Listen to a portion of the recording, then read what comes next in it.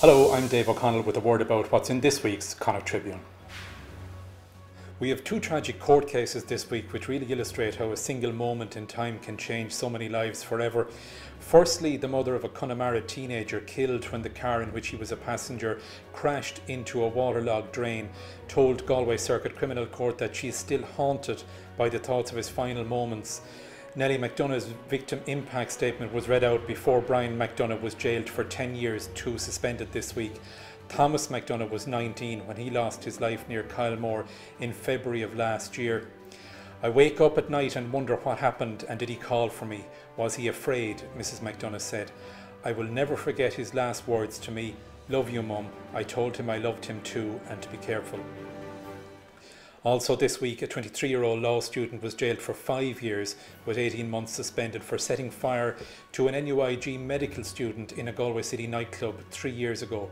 24-year-old Matthew Sheridan was attending a Halloween fancy dress party at Halo when Brian Keane from Thurles came up behind him on the dance floor, took out his lighter and set fire to Mr. Sheridan's costume for no apparent reason.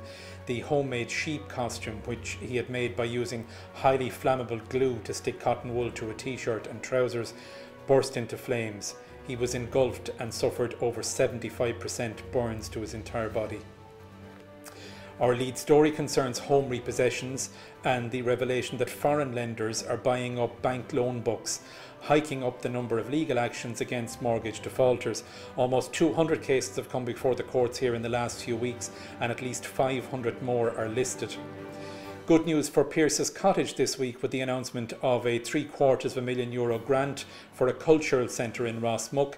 Timely too, with figures revealing that the cottage is one of the 5 top public tourist attractions in the county, along with Doonangasa, Optenure Castle in Upgerard, Portumna Castle and Athenry Castle, between them attracting almost 200,000 visitors last year.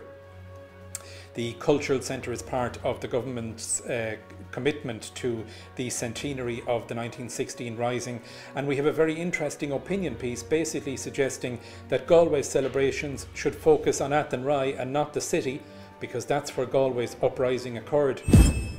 And in sport, it's a big weekend for Galway footballers away to Armagh in their qualifier, and we reflect too on the hurlers' prospects despite last Sunday's Leinster final defeat to Kilkenny. So all of that and loads more in this week's paper, which is in the shops this Thursday morning and every Thursday morning, or you can download our new Connacht Tribune app, which is available at the App Store or from Google Play.